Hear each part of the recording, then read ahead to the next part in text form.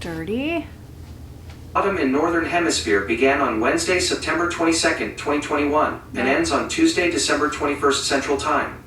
Hey guys, welcome back. My name is Myrna, and today we are going to be making some caldo de albondigas. If you're interested in finding out how to make this delicious type of sopita, I mean, I guess it's kind of sopa, right? It's a soup. It's a meatball soup. So if you're interested in finding out how to make a really good Mexican meatball soup, stick around, and you know, hopefully you learn something, or maybe you can teach me something if you do something different, or if you do different add-ons, or if you take things away. Like, let me know in the comments. Let me know what you prefer, maybe different types of vegetables, or you know, you do different types of things with your caldo. I don't know. So let me know what's up and stick around and let's get this done. We are going to start off with adding our tomatoes to our blender to make our tomato base. We're gonna add our tomatoes. We're gonna add our garlic, onion, and chipotle pepper if you have it. I'm gonna skip on it today. My gastritis is acting up, so we are not doing chipotles. Okay, and blend. In a large soup pot, you want like a, I don't know, like a medium low, like depending on how hot yours runs. Mine flame gets really big. Like, I got a really hot flame, but I usually do probably like a medium low. But if your flame is a little bit on the, what is the word I'm looking for, smaller side, I guess, I don't know, do a medium. You're gonna add some oil to your pot.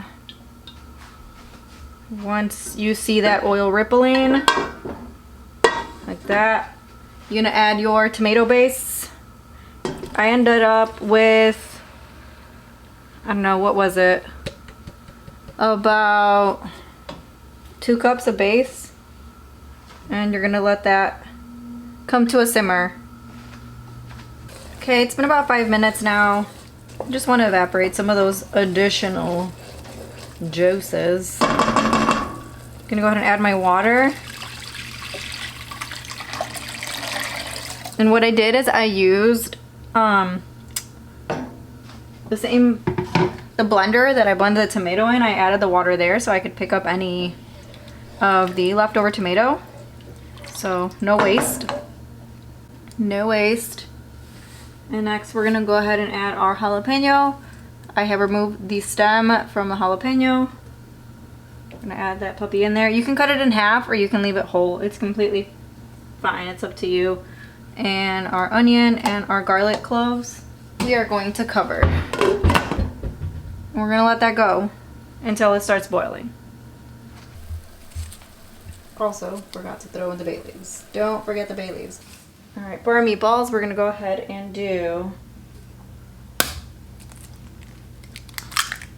1 egg. We're gonna do breadcrumbs and all of our spices. And we are going to mix. And it should look something like this. Now we're gonna form our meatballs. And setting them aside as you go, so that way you can just have them all ready at once. I like to make mine like bite size, like not too big. Yeah. There. And I like to set it aside on a baking sheet. And you're gonna go ahead and do that until you're finished using all of your meat. Alright, so that's going, which is great. It's time to add our meatballs. You can drop them in by hand,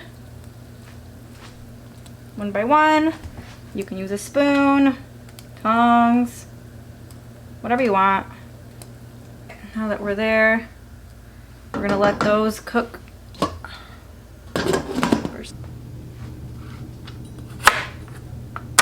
Bam. Go ahead and peel them. And then what you want to do is cut them in half.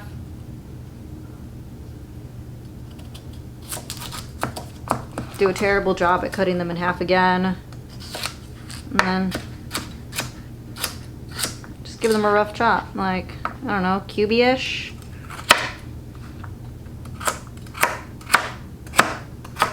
Doesn't have to be perfect. You're gonna eat them. All right, next, you want to make sure that your potatoes are washed, nicely washed. We don't want dirty potatoes. And same thing, we just want like, you know, cubish pieces. I don't know, depending on how big your potato is. These are kind of small.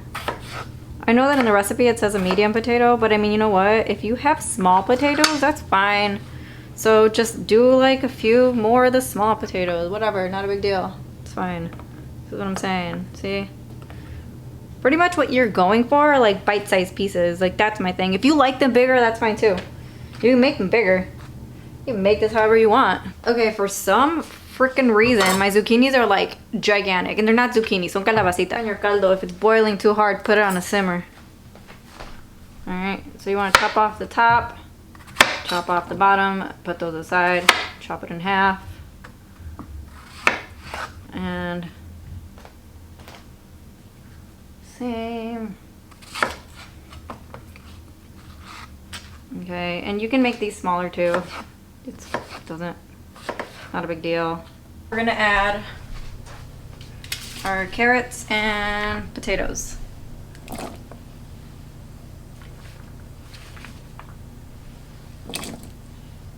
And cover. Turn your heat back up so that it starts simmering again. Also, now you want to add salt. You should have added it in the beginning, but I forgot. And taste it for salt. Yeah, perfect.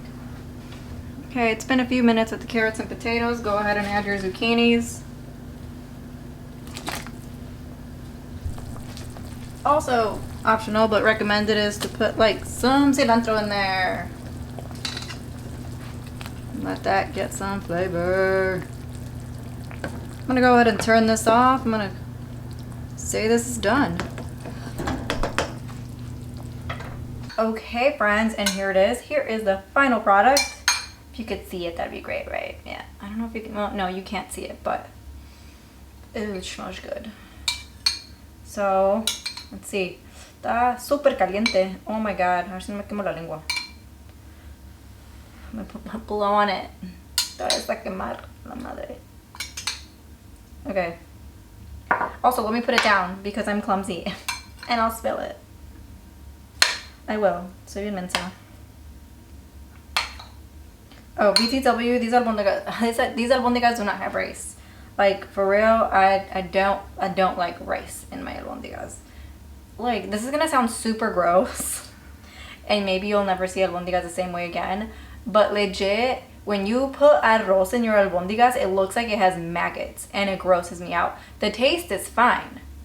It's just, like, it's a visual thing for me. Like, I don't like looking at, like, white gusano things inside of my albondigas. So, I'm not going to put rice in it. Slightly a texture thing, but more of a visual thing. Yeah, get that out of your brain. Maggots in your albondigas. Hot. That's fire. That's super good. So, what do I taste? I taste the, I feel like I really taste the oregano and the albondigas and the cumin.